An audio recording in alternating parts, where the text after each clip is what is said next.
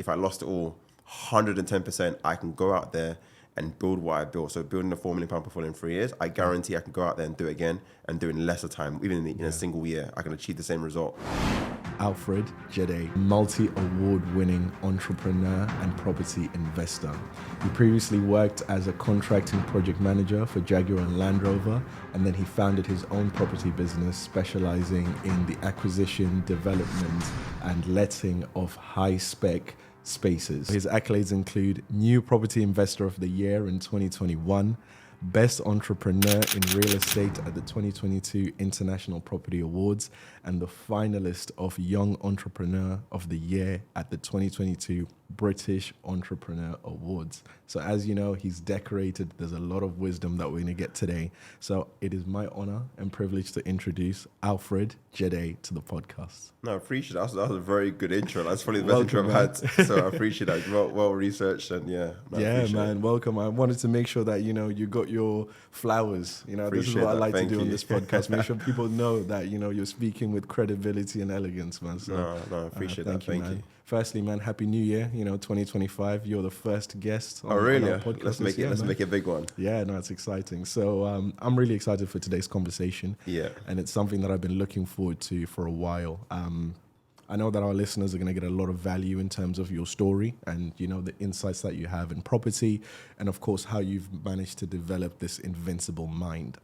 I wanted to start our conversation by discussing the power of networking. Yeah. And I think this is quite unique for us because you wouldn't be here if it wasn't for networking. So we actually met to the Abu Dhabi Grand Prix last year. Yeah. And I said to myself, once it was all wrapped up, now is the time to network, make some deals, meet some people. And I've always had this mindset that when I leave the house, I have to make a connection, right? I like that. And, the event had now wrapped up. People now walk boats and, parties. Yeah. And, I saw you standing next to a yacht and I was just like, I know this guy. I've seen him before. And I was just like, I don't know what I'm going to say. I just have to go over there, spark a conversation and introduce myself. And, to the glory of God, you're here. And, we're now talking and filming. So networking is really powerful. So my first question is, what has been the most surprising thing that's happened in your life through networking? Yeah, so obviously, I guess on the power of networking, right? So I'm big on you have to just get yourself exposed to new networks because you don't know, right? You might feel like you know everything in the moment in your current environment or we're exposed to the moment, but I believe that by getting into new rooms, there's different conversations being had, being introduced to different information, which maybe previously you weren't involved in. I've been in so many different rooms, so every room has its experience and knowledge and wisdom. I've been in rooms where people have written checks of millions of pounds. Wow. And that was a real exposure to me. I saw a guy just willingly just spend £1.4 million or $1.4 million. Wow. Within a couple of days. Damn. So that was a big room to be part of. Okay. Great network. This is guys who are all kind of in the hundreds of millions, billions as well. Yeah. And just that really exposed me to how easy money can flow. Yeah. And there is no attachment to money. They just see money as a tool. Yeah. And they're just there to utilize that tool to get them whatever it is they want. Yeah. And for a lot of people at that level, you just buy skills. Because you understand that when you buy skills, right, you can now monetize that skill. You can teach that skill to people as well, monetize that. So it's it costs a lot of money to get access to information and learn the skill, whatever, but there's a long-term win by having that skill set. So it's it's a non-negotiable in their mind. Why would I not spend the money to access the new information, to get into this room, to get a new network as well, more importantly as well. That's amazing, man. That's truly incredible. £1.5 million in a check. $1.4 million. Dollars in a check, just signed it off like that. Yeah, the $1 million was for a fund. So you wanted to invest £1 million into this fund. Okay. And then the $400,000 was for this all-in educational program. Kind of mentorship as well, I guess. Okay. And what did you do to get in that room? How do you did you know the person before? Was it no? I met them in the room. So everyone that was in that room spent $25,000 to be in that room for 2 days. Okay. So this is just to levels, put it out there, right? It's just to get around Grant Cardone and his exec team. So Grant Cardone and his exec team were organizing something out. Okay. in Mexico, and that was the kind of the entry point to say, hey, come out, network with me. So it's a quite intimate room, 30 people in a room, and these were like all serious business owners, some high level execs in companies, and some just, again, doing great in business, doing 50, 60, 100 mil in their businesses, and just wanted to spend more time with Grant and just kind of rub off his energy, right? Because the guy knows a lot, has been exposed to a lot as well. And 2 days to be in that level of proximity with him, for me, was life-changing. Yeah. Dude, that's absolutely incredible. So that's a £25,000 investment to be in a room with incredible individuals, you know? And I think when it comes to self-investment and networking, I think some people shy away from spending to get access, you know? What are like some of the misconceptions, or like, what do you think people are doing wrong with networking, you know? Is everyone wants something for free, right? But like free doesn't really move the needle, in my opinion. Like if you want to like access what, like the stuff you don't know, that for me generally comes from when you pay to get into a room. Of course, yeah. So it's like you can be like aware, and that's like you know you don't know this thing, but then getting into certain rooms, you're like you get exposed to something you just was not on your radar at all. Like you didn't know this thing even existed. Yeah. And so I value, for me personally, paying to get into the room because one, I know there's a high level of pain of using my hard-earned money to access that room, pay for the knowledge, gain that new skill set, versus if it was free. I probably wouldn't value it as much, right? So for me, I've just been accustomed to like just paying to access rooms, and I just know whenever I go in that room, for me the ROI is huge. It's way more than what I've invested to that room. Like if people might sound here 25 grand, like what could you possibly learn in 25 grand in 2 days? That sounds insane. You're better off buying an asset, or like just put that money somewhere else in the stock market, whatever you want to come up with. But like for me, the thing is the information I'm gaining. It doesn't matter if I lost it all, whatever. That's a skill set I've acquired, and it's forever with me. Like I always made a joke, like with my friends, is like, oh, like if I lost it all, 110%, I can go out there and build what I built. So building a £4 million portfolio in 3 years, I guarantee I can go out there and do it again and do it in lesser time. Even in a single year, I can achieve the same result because I know what to do. I have the access to network. It'll be a piece of cake. I can raise the money a lot faster. Like I could just go and execute again if I chose to. So for me, that's a skill set that can never be taken away from me, and that's why for me it's like it's insane not to. In my mind, it's insane not to. No, that's amazing, man. And as you were speaking, it reminded me of this quote that says, "If you want to go fast, go alone. But if you want to go far, go together." Right? And the power of network is those people that you're around can actually propel you to new heights. And you invested 25,000, and now you built a portfolio of 4 million, right? So that is the return of investment. It had to happen, right? So, no, that's amazing, man. In that process of networking and building yourself, have you taken it upon yourself as well to sort of bring your friends or the people close to you around? So what is like your role? Like now you've learned that information. What's your like purpose to bring and open the door for other people? So obviously I've got a big personal brand where I've exposed people to like how I even got access to the information. I was very like vocal, like where I went, what I did. I used to showcase the investment amount. I was very transparent, right? One thing I believe you can't, what's the saying? You can't force a horse to the water and get him to drink, right? Do you know what I mean? So for me, it's I think I've done my job by exposing to what it is I'm doing, the steps I'm taking. So when I'm reading books, when I'm listening to podcasts, the podcasts I listen to, all of that's been documented. Like, it's been showcased on my socials. So you know what it is I did when I did it. And it's upon you to either say, you know what, Alfred's making these moves. I can see him making traction and I can see he's got a result from it. So I want to now do the same maybe or whatever. But like, I can't force someone to do it. So I have definitely pushed people in the right direction. Hey, 100% you want to get into buying assets. I'm a big believer, like, you want to get into assets that buy back your time. And what I mean by this is like, through property, I was able to create a portfolio whereby if I work hard, do the work to build a portfolio, this portfolio now provides me income on a monthly basis without my time or energy required to even just bring that money in, right? So if I didn't do that, then I'm going to keep working forever to kind of exchange my time for money. So I'm like, whatever you can do over time, the money you make, acquire skills. In this case, learn how to invest in property, learn how to raise capital, and be able to go out there and start buying property at scale so that you have this asset that provides you income month to month. No, that's truly amazing, man. And I think that's probably the biggest first gem that we can take from this part of the conversation is you have to be willing to pay to invest in your journey. You know, nothing is free. And Yeah. there comes a point when you need to take that risk, and with no risk, there's no reward. Yeah, and I'm a big advocate. Like, if you've got a good paying job, right? Even though it's necessarily a good paying job, it's just a job that pays, you've got some surplus capital. Yeah. Like, you're broke. Like, even if you've got 10 pounds, I don't like, argue what's the good number to have around just saving. Like, probably 10,000, 20,000, 50,000. You're still broke. Like, you're still, let's be real, you're still broke. So I would rather personally go broke acquiring skills. Yeah. Because I know by acquiring that skills, these are valuable things that I'm acquiring, right? Whether I'm going to go implement that information for myself to build something for myself, in this case, invest in property and buying property and learn how to buy a property, right?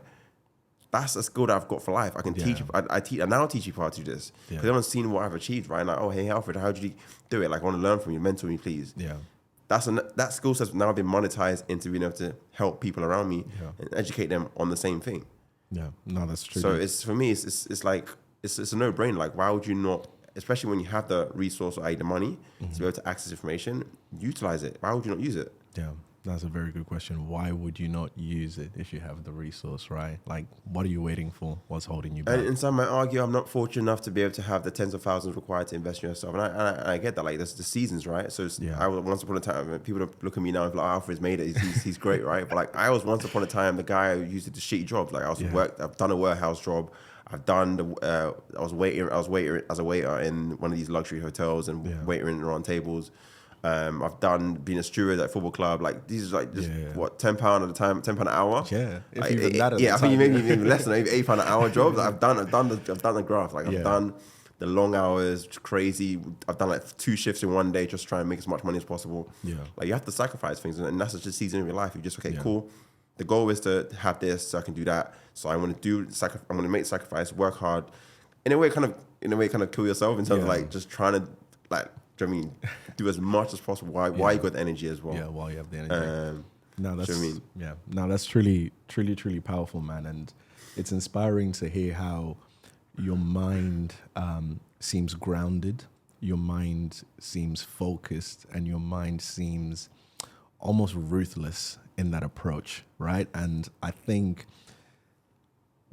with our podcast, one thing that I want to do is, of course, understand the person behind that mindset, right? Yeah. And I think it's probably a fair play to take a few steps back to see how you became who you are and how you developed this mindset. And when I was doing my research, I discovered that you are Ghanaian, and my best friend is actually Ghanaian, Enoch. So I should greet you by saying Eti Sen.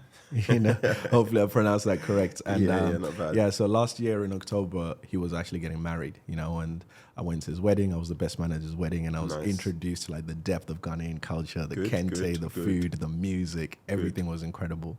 So, what's your favorite thing about being Ghanaian? Like, what are you most proud of about your culture? Like, I think us Ghanaians, right? I always make this joke of like Nigerians compared to Nigerians. Like, us Ghanaians, we're way more humble. I think I don't know what it is. Just I think my upbringing as well, like just very like down to earth people. We're very apologetic, and like, whereas Nigerians are more on the kind of ruthless side. We're gonna start a debate now. Ghanaian versus Nigeria, guys. No, because obviously I spent some time in Nigeria as well. I've been to Nigeria, and like the culture is very different. Way more aggressive. Way more like, they're gonna go and get, but which I actually like. I think as Ghanaians, we're too reserved. We're too like, oh, we're chilled and we'll kind of do things in our own time, and everything's like, please, hey, this. Whereas Nigerians like, no, now I need to do this. I'm gonna go and get what I don't have, and just hustler mentality, right? Yeah.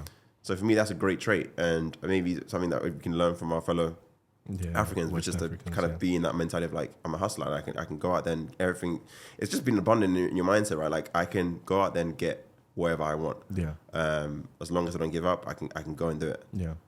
So yeah, for me, I would say I like that as well. We're grounded and we're humble people, and not like, we're not lavish and trying to show off. And because again, Nigerians love to you know what I mean? They love to have a little flex. But for Ghanaians, we're very subtle, very like maybe a bit more laid back, I would say. Definitely a bit more laid back. And is this something that you, I guess, experienced growing up in Ghana? I mean, take us just through that early stage of your life, how you ended up in Ghana and, what that was sort of like. Yeah, so literally I was taken to Ghana when I was little, I believe 6 to 8 months. So mum, obviously I was born in the UK, then I was sent to Ghana to kind of live with my grandma and a cousin and my auntie. So basically just grew up in Ghana till about the age of 11. Yeah. And obviously, I got exposed to a lot of things, right? Obviously, I was too little to know anything anyways. I didn't really know what UK was like. Being that young. But being in Ghana gave perspective in terms of when I came back to the UK, because I got exposed to like what life looked like in a developing country, right? Not all the parts were developed. You might argue, UK and everywhere is developed, right? But my point is, you can't really say if you compare Ghana you'd say everywhere in the UK is way developed than is in Ghana, right? Even though Ghana's developed a lot more since. Obviously, when I was younger, I got exposed to like this poverty, there's real poverty, and that kind of shaped me in a way. Like I was like, damn, like I don't for me, I don't want to ever be in a situation where like I don't even know what I'm going to eat. Or if I have even like electricity is like it's a blessing to have electricity. Like it's not given. Having a mobile phone in your hand is not like given. Internet in your home is not given. So like it just made me realize that like when you have things, to cherish it and stuff and value it, because someone else doesn't have that. And in the Western world, unfortunately, I'm big on like, hey, if you live in the Western world, you have a huge advantage. You can go anywhere. Like I don't care if you live in the worst estate possible. You can choose to go and travel for the day to a better environment, have Wi-Fi guaranteed. You can't guarantee that in Ghana. I'm sorry, they can't. Do you know what I mean? The connectivity is it's not given. Like it's the privileged have access to that and can afford to have that. Whereas here it's like pretty much you can or I say here in Dubai now, but like in the UK, you can definitely certainly do that. And so for me, it's like I've just learned to cherish and not be wasteful. I think is the word. Because I know not everyone has it, and I'm gonna manage what I have, not to be like in a scarcity. And again, I think it's kind of like I always find it hard to balance it in terms of like not being too scarce around what you have, but also know that there's an abundance around you to be able to go out and get more. And like you're not this is in it. Like once this is done, it's done. No, there's more out there. So again, culturally trying to shift away from that, because again, that's when you come from there, right? You're very like not hoardish, but like you just want to hold on to what you have and cherish what you have, and not really like be wasteful of what you have. Of course, I think it's the survivor's mindset. I think once again, it's Africa's a whole different climate. And it's a challenge that they have. So you find that Africans have this survival mindset where if they make any sort of progress, they want to just keep it to themselves, you know. And it's one of the things. You mentioned that you left the UK when you were 6 months. Yeah, exactly. Just a question to you on that bit. So your mum stayed in the UK and you went to Ghana on your own, or okay, cool. So she took me there, but obviously then on the return she came back by herself, and obviously she was working, and it was hard to balance the work and also look after me. Is exactly all that. So rather than pay childcare and all that stuff, she'd rather just take me to her grandma and who she trusts over their life to look that kind of raise me. And it wasn't just me, right? It was my cousin as well. So she was 1 year older than me, and we pretty much grew up together. So I was kind of at an age where I can kind of maybe sustain myself a little bit and can kind of do stuff on my own and be left alone kind of thing. And you're a single child, or you have siblings? So I have siblings, kind of half, like, so from my mum and dad, I'm the only child. Okay. But I have like, brothers and sisters and I'm asking because I want to understand in terms of course, separating from a primary caregiver. And just try to get some understanding, like, was that a challenge for you? Like, do you remember having moments where you're like, damn, like, I miss my mom? Or was it like you were so young you didn't notice it? I think I was so young, I probably didn't even... So I was around family, right? So I was still around my grandma, who was very loving, my auntie, my cousin. So, like, it's still like a family unit. I didn't feel like, obviously I'd get excited when I see my mom and stuff, and she'd come bring me gifts from the UK. So she'd come like frequently to visit and stuff. Nice, so I'd be excited to see her, and the gifts and all that stuff was amazing, all that stuff. So I do remember, I literally still remember those. I didn't feel like, no, mum's, I didn't, no. You didn't feel that disconnect? Yeah. No, I mean, it's great that, of course, she made those visits and she kept that connection there. And I think our parents have made a lot of sacrifices 100%. for us, and sometimes we're blind to it. And I think when we now grow up and we're developed, we're working, XYZ, you know, we may take it for granted, but they have sacrificed their dreams, their ambitions, their wishes to give us this opportunity. You know, have you and your mum had a conversation about what that period of life was like for her? And you know, I literally, this is crazy. It's crazy how you asked this question. Maybe a few days ago we had this conversation of like, she obviously was like, oh, like, like I don't really, we've never actually sat down, and I've never spoken to her about even what happened between her and my dad, and like what she went through to kind of bring me up, and how to, like, because obviously she's sending a lot of money back to Ghana to school me, all that stuff, and look after me, clothe me, feed me, all that stuff. So it's like I don't really know the full extent of how she, like what sacrifices she made, and I just noticed there's definitely a high level of sacrifice. I just don't know the intricacies of like what details, exactly she did. But I was like, Mum, we've never actually sat down and actually spoke about like what you got. And obviously I'm not asking you to tell me and sit and kind of obviously, but like I'm just highlighting that we've never actually sat down and spoke about this. I just know you went through a lot of stuff, but don't know what you went through. Yeah. No, that's true, man. I if I can just share, it's important, man. Sit down with her, just talk to her, because I think our parents are humans as well, and I think sometimes we look at them as superheroes, and you know, people who can do whatever and weather through so much, but they have their stories, they have the things that they went through for us, and I think that could be a healing conversation, you know, and that could be something that could bring you guys a lot closer. But yeah, so in terms of like just growing up in Ghana, are there any sort of like traditions or anything that you learned there that you still hold today? Like anything specific to your culture that still today is like deeply rooted with how you think, how you maneuver the world, and how you interact? Yeah, I think it just being exposed to both extremes, right? Poverty and wealth, right? Because again, you can see the wealth, you can see both. Like you can literally, there could be a wealthy person, like you got a mansion, everything, and the surroundings are just terrible. Yeah. But this guy's obviously got the nicest cars, has, do you know what I mean, a driver, what's it called? Someone to look at, housekeepers, literally everything you can think about. They have someone to do the job, right? Yeah. And on the other end, it's like our spectrum is like that person can't even afford to even buy food and look after themselves. So it became clear to me, like I don't want to be on the other side, right? I want to make sure that I can be in a position in the future whereby I can have the wealth. Because again, I saw that person that has access to capital has control. Mm-hmm. They can say what happens, do whatever they want.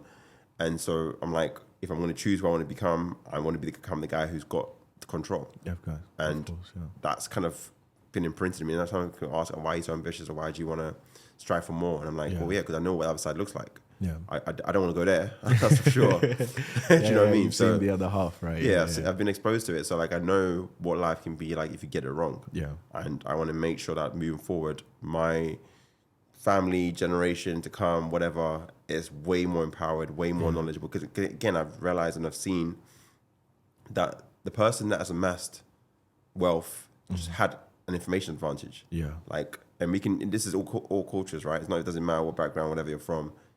The end thing is that they had an information advantage because some might say they had the money as well, but like for me, you can have money, but like you can lose the money if you don't have the knowledge of how to actually manage that money and actually utilize that money to help it keep growing or even maintain it. So there's got to be an element of knowledge in that, wealth creation. Yeah. And so I'm like, okay, cool. If these guys have information, let me go and find out what is it that they know that I don't know. Exactly. And start implementing the information that I'm gaining as well, more importantly, to be able to become like them in the future. Yeah. And so for me, I've just taken that with me everywhere I've gone, and just been kind of bullish with that. And like, I'm going to go and find the information. Like, I know we don't have it. I can see and complain that we don't have the information. We don't have access to it. Yeah. No one's giving me a leg up. No one's giving me money. But like, it's on me to choose what I want to do in my life. Exactly. No, thank you, man. That's really, really powerful. Taking control and, creating your own story rather than waiting for things to happen, right? So, no, it's great. Coming from Ghana, you, of course, had that exposure to a different way of living, and then you moved to the UK. Can you just give our listeners just a quick summary in terms of, that transition, what it was like for you, and then the middle age of your life, school, university, and coming up to like your first job?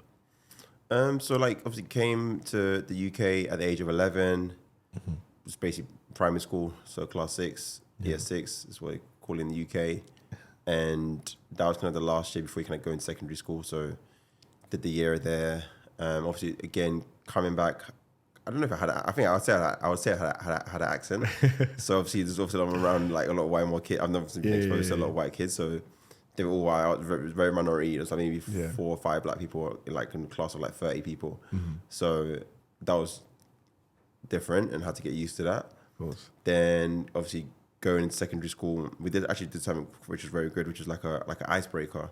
like 5 days where we kind of did activities. So you kind of bonded with people before you went to your day one. So you got to day one having friends already be made through the icebreaker thing that they did over the 5 days doing activities. So that was good. I felt like I had a friendship circle before I even got to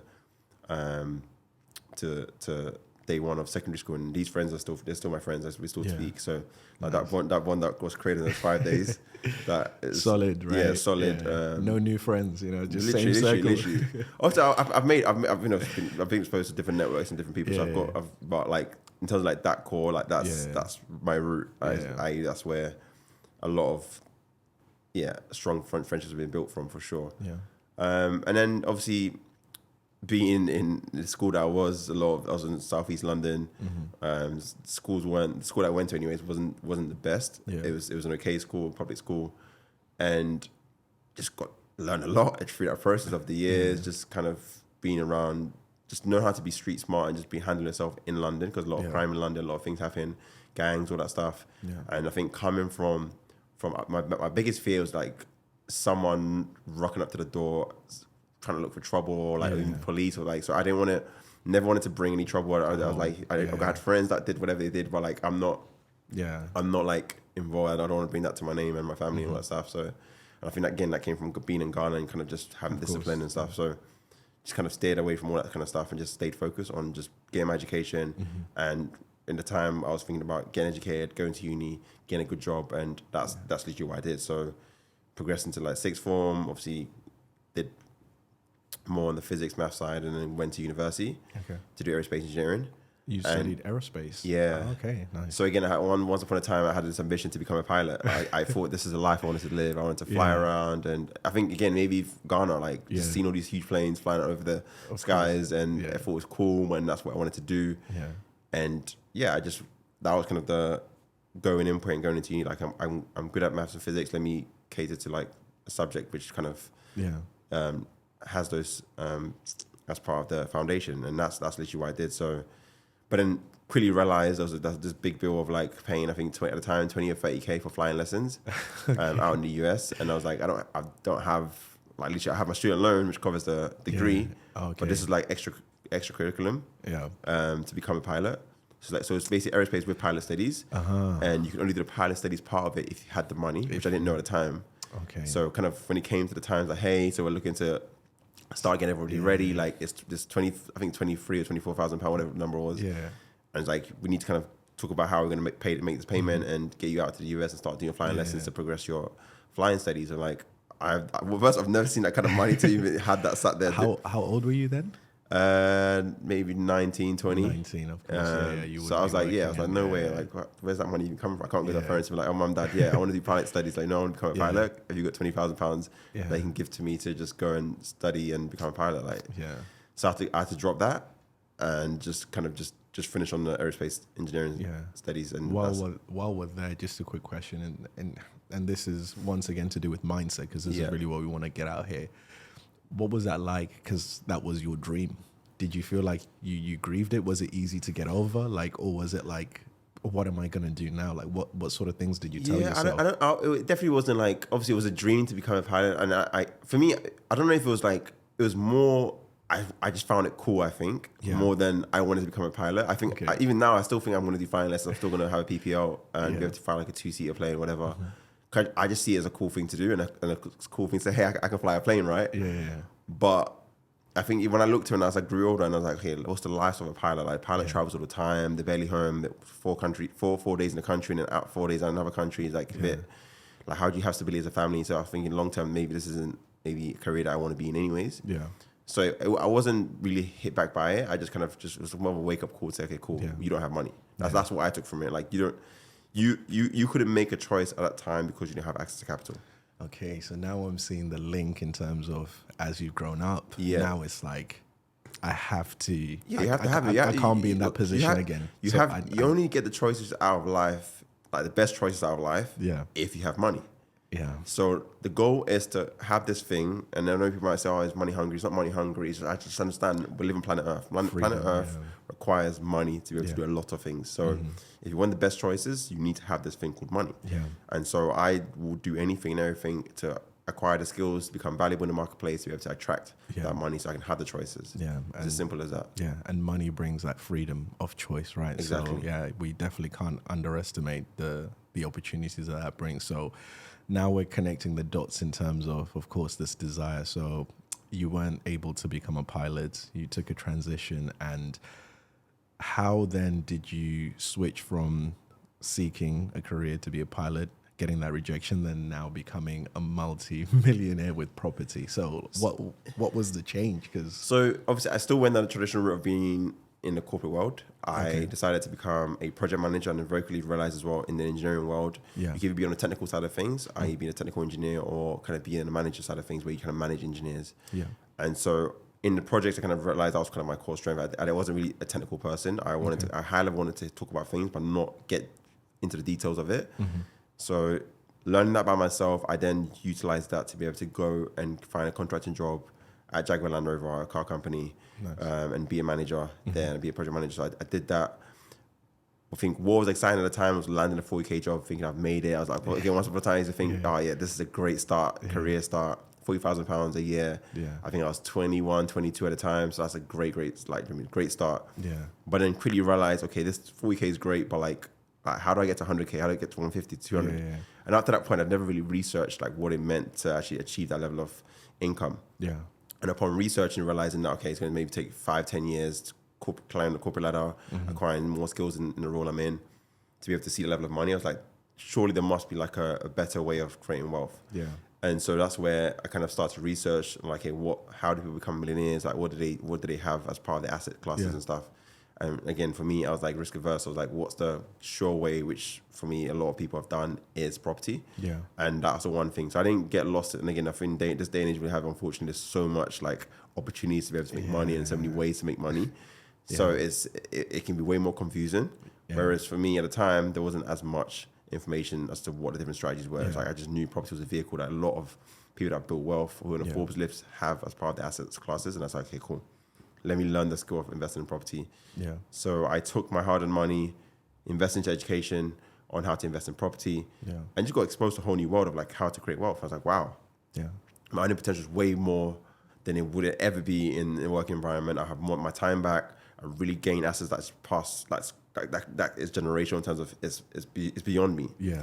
And I'm like, this makes way more sense. And I can see myself. And again, I had this vision like I wanted to have wealth young. Yeah. I didn't want to, again, I've seen the other end of like, I've seen a lot of the guys who've managed to crack the wealth game, but be in their 50s, 60s, and then like now, like, oh, their kids are enjoying their money, but like, they're just living this life like enjoying their money themselves as well, right? But like, I'm like, I don't want to be that person. I want to be able to enjoy my own money as well, and do you know what I mean, have that luxury, right? So that's the story, that was me getting into property. Yeah, no, that's awesome, man. It's really, really inspiring. Definitely a few steps, but for our listeners, in the simplest way that you can define it, what is property investing? So obviously property investing is like a very broad term. I guess what I specifically decided to choose in terms of within property investing was I wanted to buy an asset whereby, one, I can add value to. So when you might say about add value, I mean, I can go in there, buy this asset, I can renovate the property to increase its value. Yeah. And so on the back end, I've got an increased asset value. And then more importantly, this asset is something that I can convert to multiple units. Rather than have one tenant paying me rent from this property, I want to have 6, 7, 8 tenants paying me rent from this single building. And for me, that was a great asset, which long-term will provide me income, sustainable income as well from that portfolio. So that's why I aggressively started to scale. I focused on one thing. And again, big thing with like even just business in general, like you got to stay focused. And unfortunately, in a world of distraction, there's so much distraction, there's so many opportunities, so many different ways of doing things, but just one thing can help you get to the outcome. For a lot of people, if it's even becoming a millionaire, you probably can do it with that one thing. So just focus on that one thing that there is at least be able to see there's a clear path to achieving that outcome you want, and just do it. Just focus on that one thing. Yeah. So that's what I did. I just kept it simple. Didn't look at all the different strategies. I didn't get confused. I just found that one thing which made sense. And like, okay, cool. Let's run with it. Let's become a master at this. Let's gain the skill set and go out there and do it. Yeah, no, that's really, really true. And I think I like what you said there about focusing on one thing, because there are a lot of distractions nowadays. You go online and, 10 ways to make money in 2025, 5 ways to become the best, this, 10, so many gurus, so many new things, and it's all attracting different people. And if you don't have the ability to lock in, I think this is a phrase that a lot of people are saying, like you really have to have tunnel vision and you have to sort of commit to that thing, right? And really put as much effort as you can, because if you're doing 50% here, 30% here, 20% there, you're not giving 100% of your energy, right? I call that diluted efforts. You don't want to be someone that's diluting efforts across too many things. Yeah. So like you want to put 100% of your energy into one thing. Yeah. And it might not kick off like the way you think it should happen. Like again, when it comes to wealth creation, I'm like, if you want to create wealth, I don't know why you have an expectation of this being done within months or days. Yeah. This is like tens of years. Wealth is creative. Do you know what I mean? It's like it's never been done before. It's like generational. It's generational. Right? So, it's like, why are you not in a rush to see so much of it? Like it just hasn't been done. Yeah. Like there's obviously these meme coins and crypto and all this. I get that. But that's, for me, that's amassing money, right? Mm-hmm. But to get it to be generational, you got to be able to preserve it and get it. Do you know what I mean? Yeah. So for me, wealth creation is a long play. Mm-hmm. This is long-term thinking. It's not about getting rich tomorrow. It's about, can I still have an asset that performs, that provides me income years to come? Yeah. With as minimal effort from my side as well, more importantly. Yeah. And so it takes time. And it's like, just go on that journey and just know that it took me, 3 years to build a £4 million portfolio to see something substantial from being built. Mm-hmm. And it didn't happen overnight. And even before that, there's a level of like education. I had to build myself up to be able to get to that position where I can start buying and actually see that fruition as well. So technically it took longer even. Yeah. So you got to be at least 5-year horizon to see some level of wealth there. Like, cool, I've done something that's indestructible, that's great, that's beyond me, and that's the kind of horizon you need to be looking at if you want to create wealth. Yeah, that's so true. And it speaks to the microwave generation, I guess. People want it immediately and they want it now. So just on that topic, you've built a £4 million portfolio in 3 years. Amazing figures, amazing numbers. Of course, there must have been some hurdles and some challenges. So, like, what's been like the hardest lesson, or like what's been a loss that you've taken, and how have you overcome it, along that journey? Yeah, so like a big part of property investing is very capital intensive. Mm-hmm. You need a lot of money to be able to go out there and scale, and especially in the time frame I did mine, right? Yeah. If you don't have access to that capital, you're like, there's no way it gets done. So again, the reason why I was able to scale quickly is because I learned the skill of raising capital. Yeah. And I've had investors let me down who said, I'm going to commit 100K to you, Alfred, and turn around and say, actually, no, sorry, the money's now locked up. I was going somewhere else. I can't give it to you anymore. And you just learn to like, just get resourceful. Like I was always being resourceful, but like, I think you become more and more resourceful when you get into business because things don't always go to plan. Yeah. You might have a plan of this is going to happen or this is going to, chances are it doesn't. And you got to think, okay, what's the other way around this? And there's always a way. I'm big on like, you can have an abundance mindset, right? So you can be delusional on having abundance, or you can be delusional of like being scarce around this thing that you want, right? So I'm always going to be delusional about this, having abundance. And like, I'd rather have that delusional because that is more empowering than me thinking about, oh no, this cannot happen, or I'm not this person, I must this. Like, well, if you keep telling yourself that, of course you're not going to be able to do anything. So why would I keep telling myself on why life isn't the way it is, or I was born into the wrong family, or like I grew up in the wrong areas? Like, none of that is empowering. Yeah, like, I've got to believe that it's possible because again, there's data, and the good thing about today, right? The world we live in, you can search. Hey, is someone like been completely broke and come out of that and found a way? Come from a shit environment, come from prison, life ruined, whatever, and still made something of themselves. Multiple of the answers there, it's been done. So like, I'm going to believe that is now a real thing. Yeah. And I'm going to have that delusional, mindset around that. And be like, I can do it too. If they've done it, figured it out, I need to do what they did to have that same outcome as well. Yeah. A great amount of self-belief. Yeah. Yeah. No, it's true, man. Like, I think with self-belief, there's of course this question of competence, and competence comes with practice, and to build it there. But how do you not take losses personally? Because you're saying, be delusional, think anything is possible, but then you have real losses and you're investing people's capital and it's not worked out. How do you not take that personal and think, maybe this isn't for me? So how do you still become delusional? In a case, let's say you went and did a bad deal and you told investors money and the deal didn't go the way you wanted to do. Yeah, obviously that's you messing up. Yeah. But again, like with everything's calculated risk. Like, I'm not delusional in terms of like, I can't go into property thinking it's always going to be right.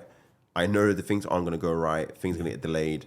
But I need to become a person that becomes solution oriented to kind of figure out how to get out of that problem. Mm-hmm. So if I've lost money or there's been delays, I've got to find a way to recoup the money back or be able to, do you mean, buy myself time, whatever it is I need to do to be able to allow me to weather the storm, in essence, to get to the outcome I still want. So like there'll be trials, there'll be tribulations. It's not a straight road for sure. Yeah. But I have self-confidence because I have the skills, I have the knowledge, I have the team around me to figure out a way out. And I'm delusional about that. There's definitely a way. I don't care how difficult or how hard, like I've got to find 50K in the next hour. Mm-hmm. There is a way. Yeah. I've got to figure it out with my team, by myself, whatever it is. But there's a way. There's always a way. And I'll be delusional about that for sure. Yeah, no, that's true, man. There's always a way. And that's the invincible mindset, man. Like never taking defeat and always trying to find a solution. Yeah. Right? And like I said, one's more empowering than the other. Yeah. So we can dwell and being like, oh, things aren't great. And like, that's not empowering. Yeah. I'm like, yeah, I can get off my ass and make something happen. That's more empowering. Yeah.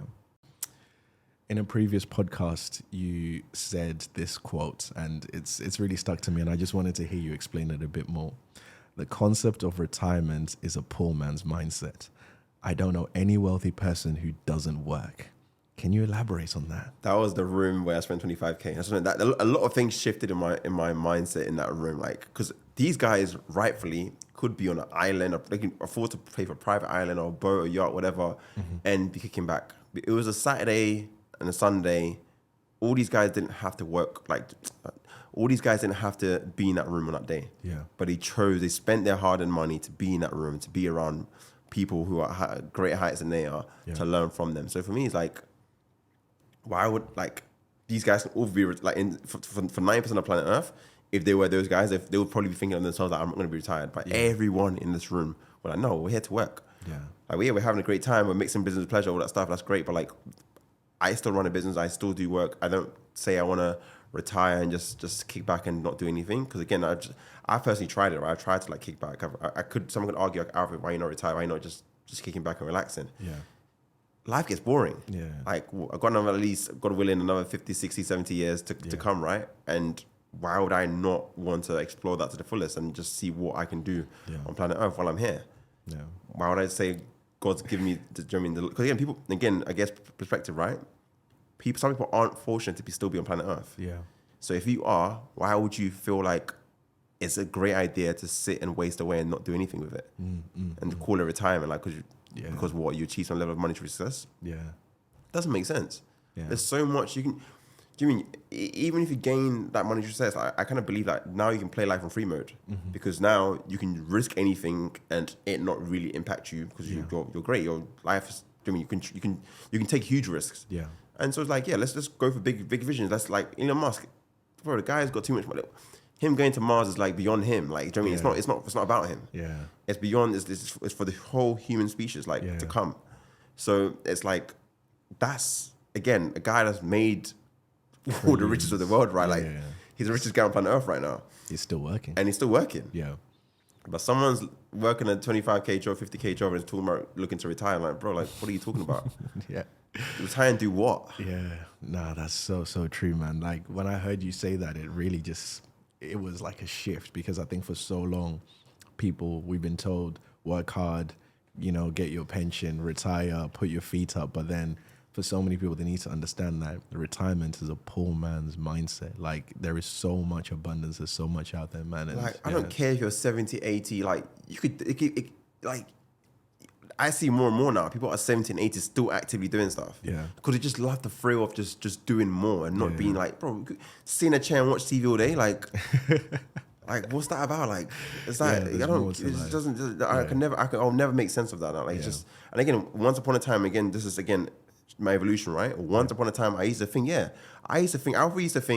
£60,000 a year, I made it. Life is great. I can retire and I can kick back and life is gonna be amazing. But then I made that. I was like, bro, what is that? Do you know what I mean? So it's like you have to. I think something you have to see for yourself to really believe it. And I'm on the other side, so I can really speak about it. Yeah. Whereas if you're not, you're like, what's this guy talking about? I see some comments. Oh, this guy's out of touch. I'm like, bro, I am more in touch than you are. You haven't seen what I've seen. If you have, you won't be thinking the way you think. It's a fact. Yeah.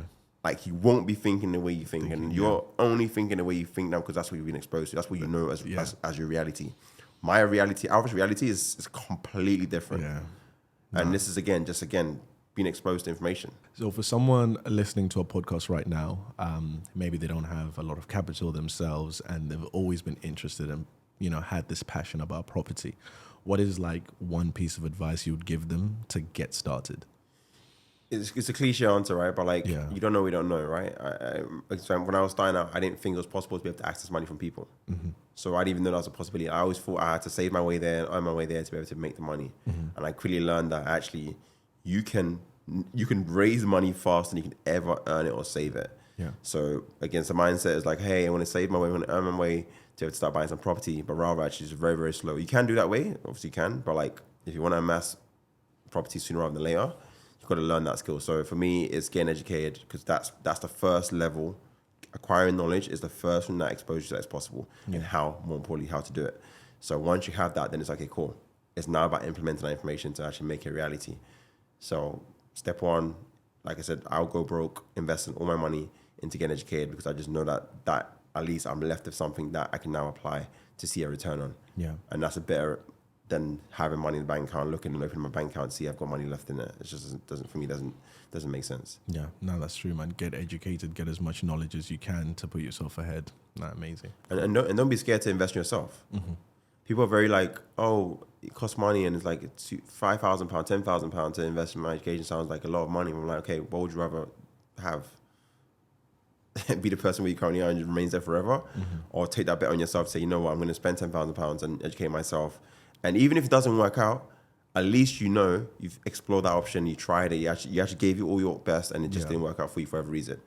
Rather than be on your deathbed and think, oh, fuck, I wish I tried that thing that I wanted to try. Yeah, I had the money then and I could have done it, but I was so scared I couldn't. You had this doubt in your, like, I mean, this thing of like, I just took that jump, that leap of faith. Yeah. So don't be that person. Just go for it. The worst thing that can happen is you lose it all, and you can. And again, it's been proven. I'm big on getting data sets, right? Yeah. It's been proven that you can lose everything you have and still go back out there and make it again. Yeah. So you lost £10,000. Are you not going to make £10,000 again in your lifetime? Yeah. It's, you know what I mean? When you say like that, it becomes like obvious. Like, of course I'm going to make £10,000 again. Yeah. So why would I not risk £10,000 for the opportunity to build a 7-figure portfolio, to be able to build 6-figure of income on a monthly basis? Do you know what I mean? Like, why would I not? Yeah. It's like, no, it's a no-brainer. It's like, why would I not? Yeah. Of course I would. Yeah. I think people need to really hear it that black and white, because I think it really makes you reflect on the things that you're doing. And it's just like, if it's black and white, it's that simple. How bad do you want it? And if you want it bad enough, you're going to make it happen, right? And I think what's different as well, right? People forget, even like, I guess this is maybe UK perspective, but like in UK, we have student finance, right? People forget they go and get a £40,000 loan, which is easily accessible from the government, to be able to go and acquire a degree, which then gives them a job. Yeah. That's still indirectly invest. No, indirect. That is basically investing into yourself. You're basically betting yourself that I can take this loan from the government, I can get a job at the back of that and be able to pay back over time. Yeah. But the earning potential of that is limited. It's capped. Like, in my opinion, it's capped. Yeah. Versus £10,000, 20, whatever the number is, into your education to learn how to invest in property. Yeah. To have an unlimited earning potential. You can keep buying as many properties as you want. You can keep raising as much money as you want to keep scaling it to whatever level you want. People are still like, oh no, I'm not comfortable. Yeah. Like, is it because one person gave you the money and didn't ask any questions, said, hey, here's the money, it's free, you can apply for it and pretty much guaranteed to get it? Yeah. So I always asked, like, if you had a loan that was backed by the government, would you go and invest in property? And for a lot of people, it's like, they were like, yeah. So what it tells about a person is that person isn't willing to take a risk on themselves. Yeah. They don't trust themselves that with the right information, they can go out there and achieve the results that they want. Yeah. That's what the problem is. Because if you did, which is what I believed about myself, I knew there's no way in there if Alfred has the right information, the right guidance, it's near enough impossible for me to not have the outcome. How? Like, in what world does that? In my mind, I'm delusional about that. I'm like, in what world does it not happen? Yeah, man. And that's the belief you got to have by yourself. And if you don't, you just won't make that move on yourself. You just won't. You won't go to zero on yourself. Yeah. I just showed a screenshot like, hey, look, guys, I didn't have enough money to pay for this thing. I had like £5 something. At least because people didn't believe me. Like, look, I went back in time and found the statement showing the money that was left on my bank account. And for me, that's like being brave and just going on yourself. Because I believe myself. Yeah. And you got to adapt that mentality by yourself. Like, you want things out of life, believe in yourself. Believe in yourself. Everything's achievable. It's all achievable. It's all achievable. Dude, that's so infectious, man. Like that self-belief. Oh my goodness. And I think it's definitely a great segue into the final section of our podcast. And this part is called Wisdom Drops. And essentially, I'm just going to ask you some quick fire questions. I and like this. essentially just, give the answer that comes to mind. Question number 1. What is the best advice you've ever received? Pay to get in a room. Yeah. Pay to get in a room. It's the biggest thing that's shifted my mindset, exposure to new information. So that's, pay to get in a room. Pay to get in the room. Okay. What daily habits has had the biggest impact on your life? The one habit that you do every day, non-negotiable. I wouldn't say I do it every day, but getting in the gym has been impactful because, one, I have the right level of energy going into any meetings, starting my day. So 100% getting myself active in the mornings has been, for me, works for me like a treat. So I love to do it. Yeah. I'm in the right mood when I go to gym, for sure. Okay, cool. And last question, if there's one thing that you'd like to be remembered for, what would it be? I think I'm realizing this a lot more having a property education company now, and that is being able to change people's lives through education, because people have come through myself, been educated by myself, and have transformed their mindset, the ways to think, way more abundant thinking now, and more importantly, have built wealth for themselves. Yeah. And that's something for me is like beyond me. So like my time is up, people are going to remember that Alfred, he was the reason why I went and jumped into this. So for me, if I can inspire people around me to get into property, if I can inspire people just to get, even just to, not necessarily in property, but like just to build wealth for themselves, that is beyond them, then that's enough for me. That's enough for you. Yeah. Thank you so much for sharing. I think for me, my purpose has always been aligned to serving others.